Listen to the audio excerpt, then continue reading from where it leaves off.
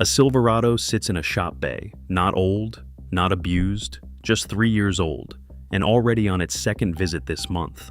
And for one particular model year, that kind of trouble wasn't just bad luck. It has more documented complaints than almost any other year in Silverado history, and some of those complaints have left owners facing repair bills over $4,000. A few years later, from the same basic generation, Chevy built one of the more dependable Silverados it's made in the last 2 decades. Same badge, same basic truck. And a few model years apart can mean a very different ownership experience. If you're shopping used, or you already own one, that difference is worth knowing about before it costs you. Let's start with the year that earned this reputation the hard way. 2014. 2014 was the first year of a complete ground-up redesign, new platform, new engines, new everything, and that timing matters more than people realize. First-year redesigns are where a manufacturer's promises meet the real world for the first time, and 2014 is a textbook case of that going wrong. This is among the most complained about model years in the truck's history. Dozens of federal recalls, thousands of documented owner reports, and enough technical service bulletins that it's clear the manufacturer was actively managing a broad set of documented issues. Here's what actually goes wrong most often, though, and it's not what you'd expect. It's not the engine, it's the air conditioning. The AC condenser on these trucks has a real tendency to crack, and when it does, you're looking at an average repair right around $950. If you're shopping for a 2014, that's the failure you're most likely to actually run into.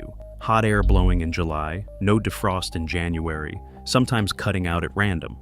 But there's a smaller, more expensive story sitting underneath that one. A meaningful number of 2014 owners have reported transmission trouble, hard clunks, slipping gears, a truck that just won't shift properly. Those aren't the majority complaint. But when they show up, they're serious.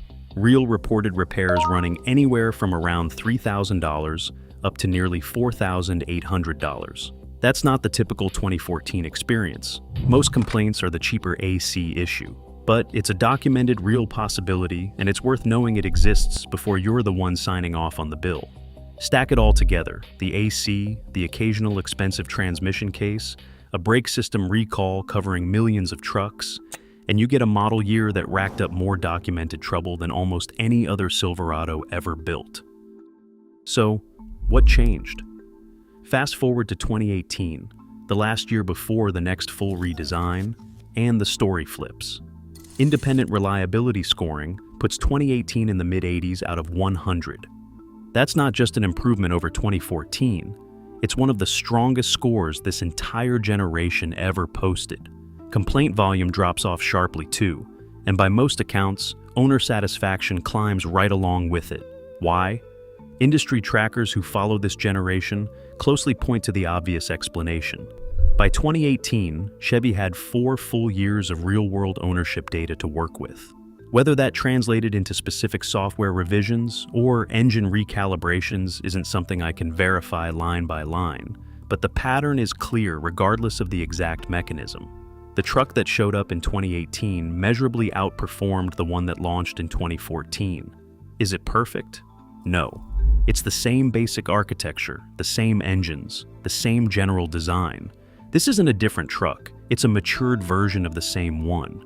But if you're looking at this generation, and you want the version with the least documented risk built in, 2018 is the one that earned that reputation.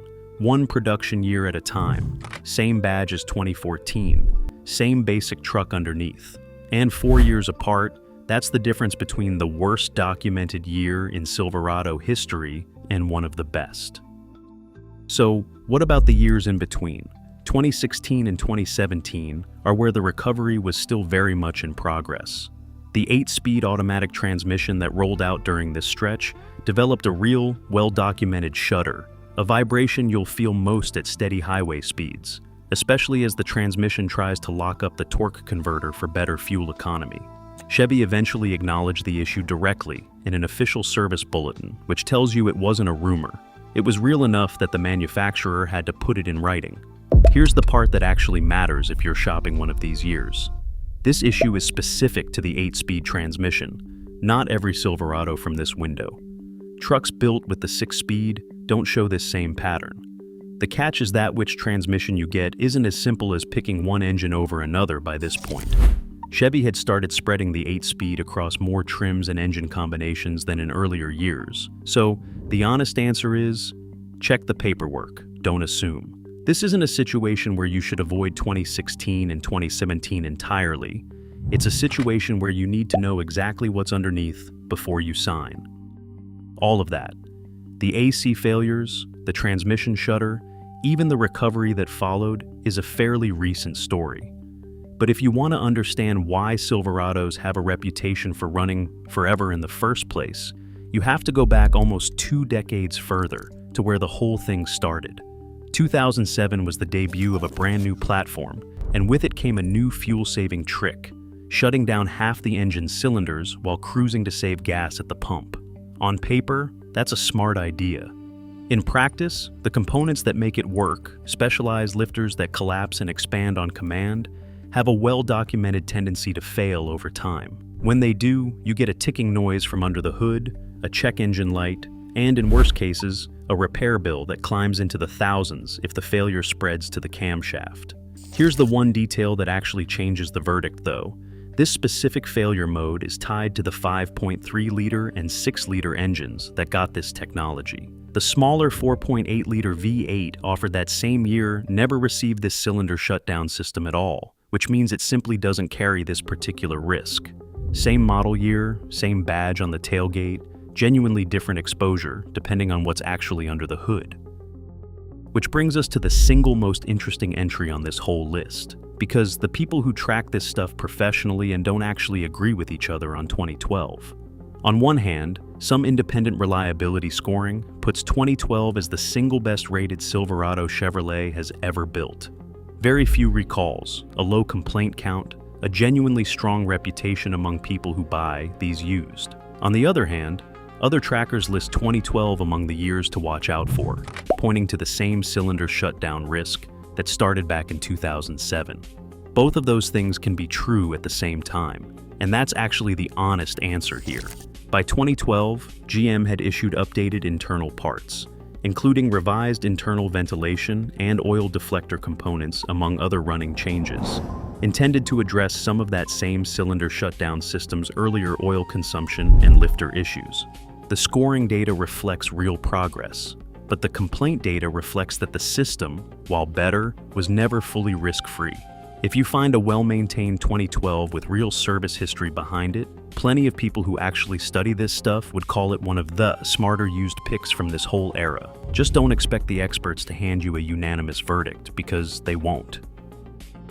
And this is where the Silverado's entire reputation for lasting forever actually comes from. Trucks from this era simply don't have any version of that cylinder shutdown system at all. There's no mechanism to collapse, no half-engine mode to fail, none of the specific failure points that keep showing up again and again in the years that came after. It's a straightforward V8, running the way V8s ran before anyone tried to make them cleverer. Fewer moving parts designed specifically to fail, in a sense, because that particular design decision hadn't been made yet. That mechanical simplicity shows up directly in how these trucks are actually driven and kept.